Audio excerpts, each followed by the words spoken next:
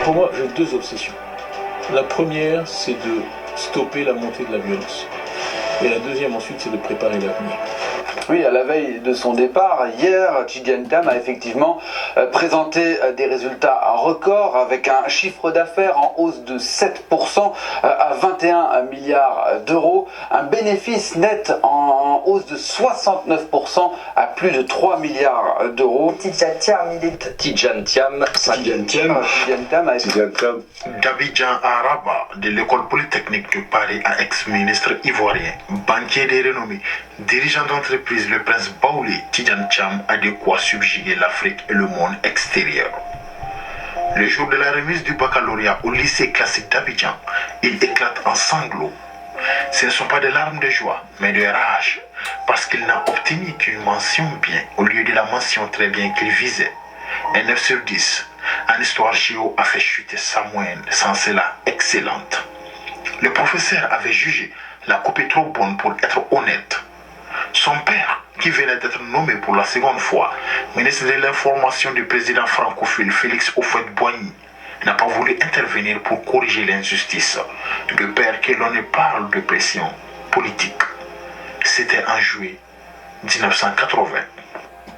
Tidjane Thiam, l'Ivoirien aux racines sénégalaises, est courtisé par les grands de ce monde. Invité chez l'ex-président Barack Obama à plusieurs reprises, il devient l'ami de David Cameron et George Osborne.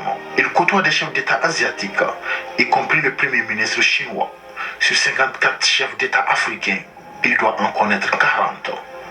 Aujourd'hui, nous parlerons de l'histoire d'un homme, une histoire empreinte de succès, mais également de tribulations. Voici à présent l'histoire de Tidjane Thiam.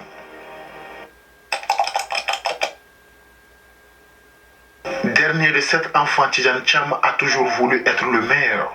Né en Côte d'Ivoire, il est issu de 2 familles africaines influentes du Sénégal et de la Côte d'Ivoire. C'était en 1962. Sa mère, Marietou, issue d'une noble ligne de Yamoussoukro, était la nièce de Félix Houphouët-Boigny, ancien et premier président de la Côte d'Ivoire. La mère de Tidjane Thiam n'avait pourtant appris à lire qu'une fois adulte, lorsque les plus grands de ses fils étaient entrés en collège. Le grand-père, Papa Sow, avait refusé de l'envoyer à l'école des Blancs. Elle a été une qui a beaucoup influencé Tidjane Thiam. Son père, Amadou Thiam, était un immigré ivoirien. Né en 1923 à Dagana, sur les rives du fleuve Sénégal, 2000 km au nord-ouest d'Abidjan, Amadou Thiam avait été inscrit d'autorité à l'école républicaine malgré les réticences de son père. Et compte tenu de l'excellence de ses résultats, Amadou avait pu partir en France métropolitaine, d'où il était revenu diplômé de l'Institut international de journalisme de Strasbourg. À 36 ans, il devient directeur de la radio Côte d'Ivoire, dans sa patrie d'adoption avant d'être nommé ministre de l'Information en février 1963.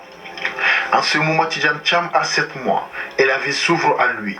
Seulement voilà, en août 1963, après quelques mois au ministère, son père est arrêté avec une trentaine de personnes soupçonnées d'avoir fomenté un complot contre le président.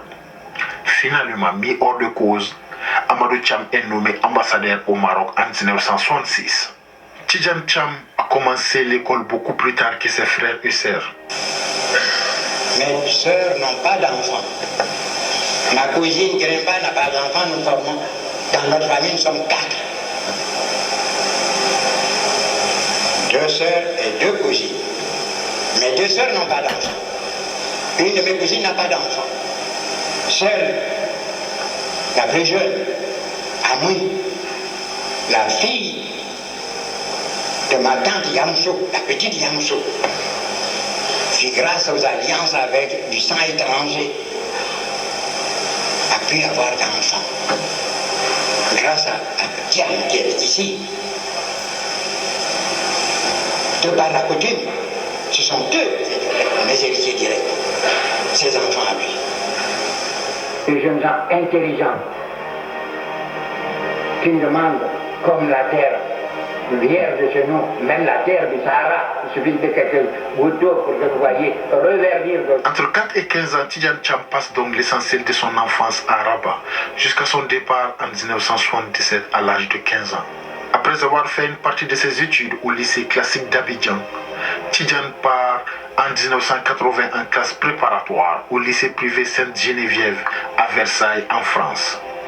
En 1982, Tidjane Thiam est le premier Ivoirien à reçu le concours d'entrée à l'école polytechnique de Paris. Tidjane, tu étais admissible aux 3 grandes écoles, Polytechnique, Centrale et l'École des Mines, et pourtant tu as choisi Polytechnique. Pourquoi? Y a-t-il une raison particulière? Si j'ai choisi l'école polytechnique, c'est parce que je crois que c'est celle qui dispense la formation scientifique la plus large et la plus étendue, et qui rend donc plus facile une spécialisation ultérieure. Tidjane Thiam a été choisi pour être devant le défilé du 14 juillet pour la fête d'indépendance de la France. Un choix non fortuit, car selon un des professeurs de l'Institut Polytechnique de Paris, Tidjane Thiam était un étudiant remarquable, plein de dignité et d'humilité. Élu 2 ans plus tôt, le président François Mitterrand est toujours en état de grâce et 1 mois et demi avant le défilé, le Sénégalais Léopold Sédar Senghor a été le premier Africain admis à l'Académie française. 2 ans plus tard, en 1984, Tidjane Thiam sort diplômé de l'école polytechnique. Après Polytechnique, il entre à l'école des mines, dont il sortira major de sa promotion en 1986. Seulement, malgré un excellent stage en entreprise chez Air Liquide, le géant français du gaz industriel, où il avait fait un travail remarqué sur le calcul d'échange de salaires multiplaquants, Tidjane Thiam n'avait reçu presque aucun entretien d'embauche. La France tant idéalisée se transforme en illusion. La frustration monte et les émotions s'entremêlent. Le directeur des études de l'école des mines, Gilbert Freda, ayant remarqué cette différence de traitement, lui conseille alors de s'orienter vers les anglo-saxons. Cette même année, il reçoit une bourse pour passer le MBA de l'INSEAD.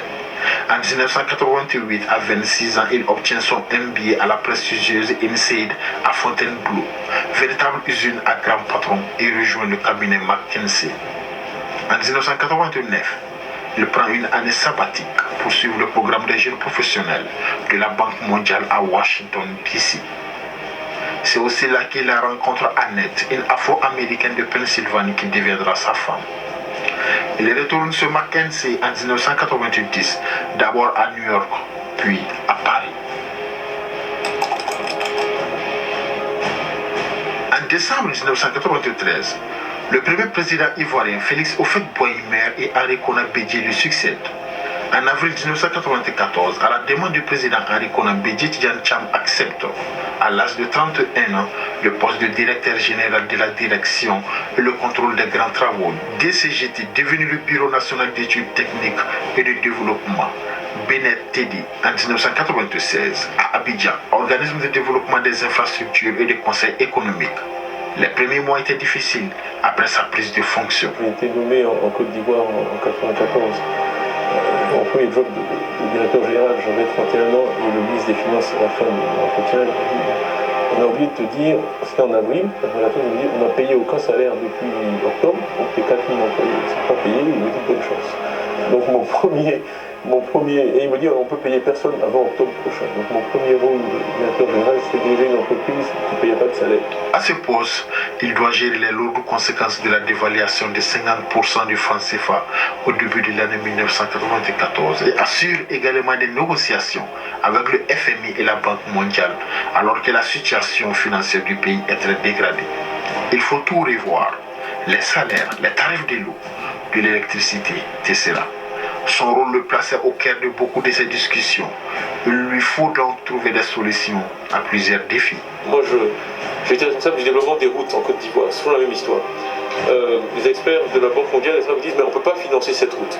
Pourquoi? Parce que les études de trafic disent qu'il n'y a pas assez de trafic. Ah oui, mais la route n'est pas bitumée. Donc la raison pour laquelle ce tronçon de 60 km, il n'y a pas de trafic, c'est parce qu'il faut 8 heures pour faire les 60 km. Je vous promets, si vous mettez une route, il y aura du trafic. Et j'ai vraiment vécu, Dieu merci, cette expérience plusieurs fois, des années après, ayant construit la route, ramenant l'expert qui avait refusé de financer la route, et lui montrant les 15 villages, la bière coulant à flot, l'électricité, les champs, les récoltes, les camions. Non, bon, mais voilà, c'est ça C'est ça le développement, mais il faut amorcer la pompe, il faut de l'investissement, il faut des infrastructures, et le reste suit. Dans son équipe, Tidjane Thiam embauche de jeunes Ivoiriens qui remplacent peu à peu la majorité d'expatriés français. Il lance des privatisations ou des partenariats publics-privés sur l'eau, l'électricité, les télécommunications, l'aéroport, les bus, des ponts à péage, etc. Thiam est nommé au bureau politique du Parti démocratique de Côte d'Ivoire, Rassemblement démocratique africain PDCI, ancien parti unique toujours au pouvoir en octobre 1996. En août 1998, en plus de ses fonctions au BNTD, dont il devient président, Tidjane Thiam est formellement intégré au gouvernement comme ministre du Plan et du Développement. Il met en œuvre plusieurs projets, notamment la centrale électrique d'Azito, la rénovation de l'aéroport d'Abidjan et la construction du pont à péage Riviera-Marcory.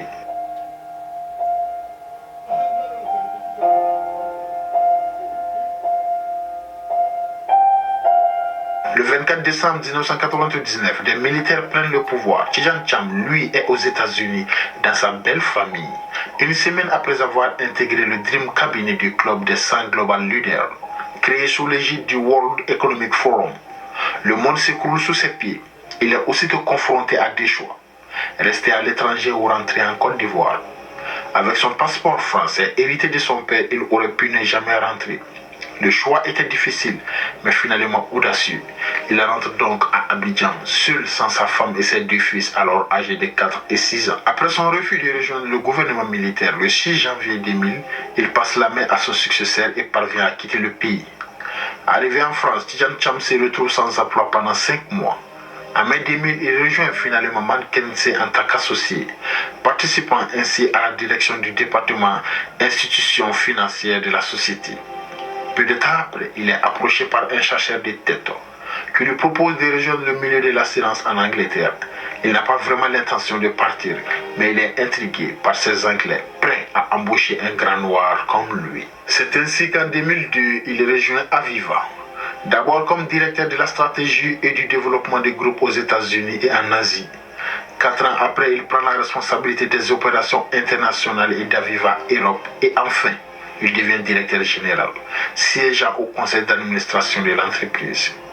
Quelques mois plus tard, Prudential, le principal concurrent d'Aviva, décide de l'embaucher comme directeur financier. Mais de septembre 2007 à avril 2008, une clause de non-concurrence lui interdit d'aller travailler.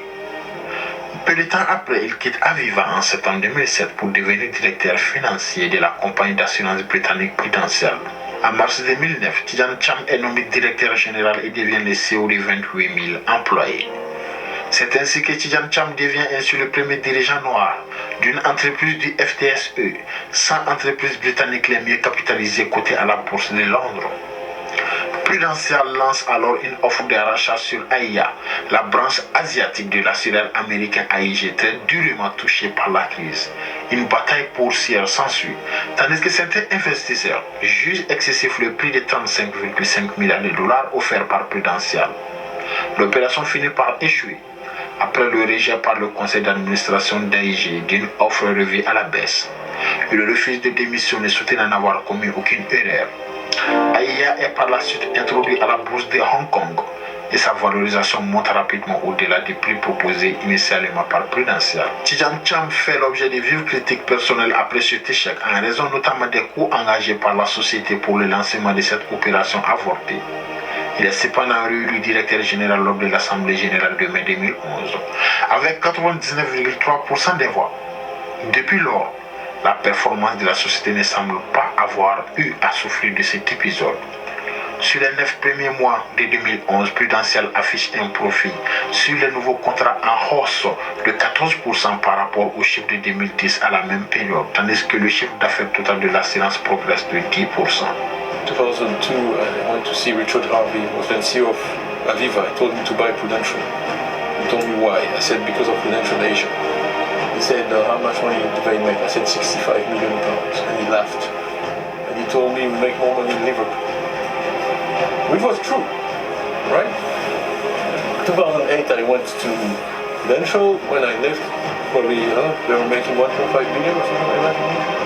Le succès de la stratégie de management de Prudential va lui permettre de gagner en 2013 le Grand Prix de l'économie décerné par les Échos. Très brillante en étant à la fois élève de l'école polytechnique, major de l'école des mines, un parcours à l'INSEAD. C'est un garçon exceptionnel qui allie l'intelligence, la joie, le goût du risque, l'ambition, la simplicité. En juillet 2015, il est nommé directeur général de Crédit Suisse en remplacement de l'américain Brady Dougan. Les nouveaux challenges ne se font pas attendre. You haven't really worked directly in banking before, so if there are people who are looking at you and wondering about your abilities to run the investment bank in particular and whether you would be committed to the investment bank, how would you answer those questions? Well, first of all, I don't really accept no premise. I've spent many years at McKinsey and I've done the people remember his name, the chemical bank manufacturer and then merger from A to Z, from top to bottom, operations, etc. I've been involved at JP Morgan organizing the trading activity. I've reorganized many investment banks in my career. I have taught derivatives. Vous êtes à 100% régionaliste, privaliste, xénophobe. Voilà. Vous n'aimez pas aussi Tidjane Thiam. Physics and maths, but the maths behind derivatives are a relatively primitive version of that. Yes, so I understand the laws, etc. I don't want to sit here and brag, but the notion that I don't understand investment banking, we're running at Prudential, one of the biggest hedge books in North America, or a VA book, which is a $120 billion book. I think I understand the thing or two. I've worked at the World Banking, the asset liability management team. I've given option pricing crisis to central banks, so I think there's more in the life, in the 28 years career than you can read from the resume. So I'm very confident that I can understand everything the investment bank does. I don't